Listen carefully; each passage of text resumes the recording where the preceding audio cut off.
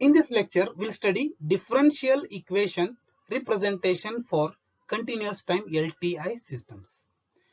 This is another type of time domain representation for LTI systems. The general form of linear constant coefficient differential equation is, it is represented in this way, that is summation k varies from 0 to n, ak which is constant, kth differentiation of y of t is equal to summation k equal to 0 to m bk which is constant, kth differentiation of x of t. We'll call it as equation number 1. Here we can say that x of t is the input and y of t is the output, and n is order of differential equation.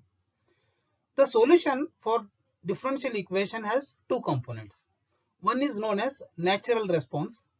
Natural response is also represented as yn of t. It is also called as homogeneous response, that we can represent as YH of t. This is output or response of the system due to no input, but due to initial conditions set. That is, in this case, the input to the system is 0. That is, x of t is equal to 0. In that case, we can say that the LHS part, this one is equal to 0. That is in case of natural response. But in case of natural response, we will consider the initial conditions. We have another response known as forced response, which is represented as YF of t, or it is also called as particular solution YP of t. This is output due to the given input and with 0 initial conditions. That is, in this case, input x of t will be applied to the system, but we'll consider 0 initial conditions. Now let's study natural response in depth. The natural response, that is with 0 input. As I said, in natural response, input to the system, that is x of t, is 0. If we make x of t equal to 0 in equation number 1, we'll get only LHS part, which is equal to 0. The natural response for continuous time system is of the form, usually natural response yn of t can be represented as yn of t is equal to summation I varies from 1 to n ci e power ri into t. Here ci is the constant, where ri are the n roots of characteristic equation, which is given by summation k equal to 0 to n ak r power k, which must be equal to 0. If any root ri repeats m times, then we include m distinct terms in the natural response as e power ri of t. That is, if there is only one root, we can use e power ri of t. If there are two roots, we can use e power rit and t e power rit. If there are, say, three roots, then we can use e rit, t e power rit, t square e power rit. Likewise, if there are m roots, then we can use m distinct terms, that is last term is t power m minus 1 e power rit. The nature of each term in natural response depends on the roots of characteristic equation. We know the natural response can be represented as yn of t is equal to summation I varies from 1 to n is roots ci e power ri into t. Suppose the roots of these characteristic equations are r1 and r2 and both are real. In that case, we can represent it as c1 e power rit and c2 e power r2 into t. Suppose both the roots are imaginary.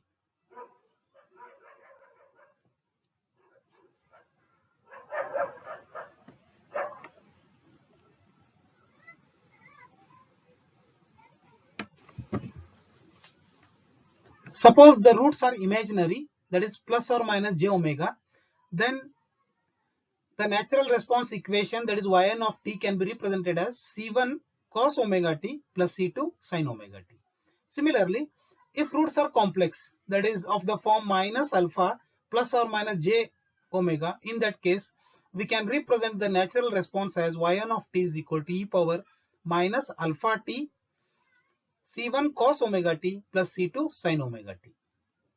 Now let's see the second response, that is the forced response. It is also known as zeroed state response. Usually it is represented as y up of t.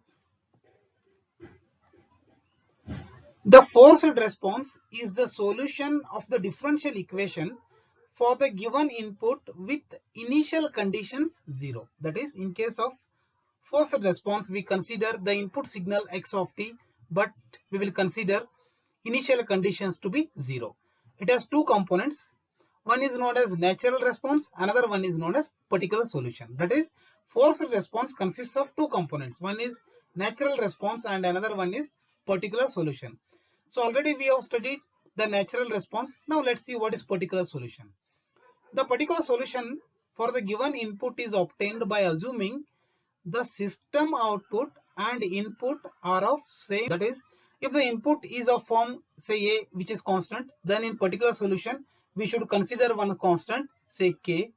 Suppose input is of the form a e power minus at, then we can represent in particular solution as k e power minus at. Suppose the input x of t has form a cos omega t plus phi. In particular solution, we can use k1 cos omega t plus k2 sin omega t.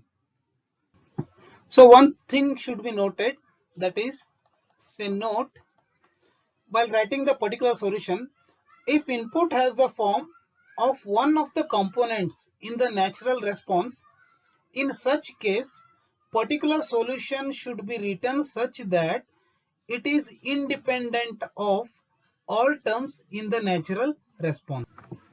For example, say if natural response, that is yn of t, consists of the terms say e power minus at and t e power minus at, and if the input x of t contains the term say e power minus at, here we can observe that the natural response has the term e power minus at and t e power minus at, and the input, that is input, is of the form e power minus at. It is also contains the term e power minus at.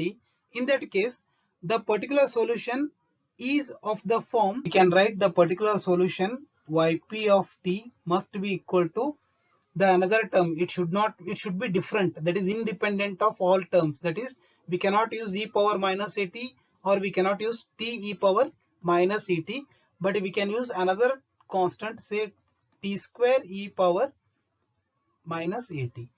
So this is about the particular solution. Now let's see what is meant by the complete response. The complete response usually represented as y of t.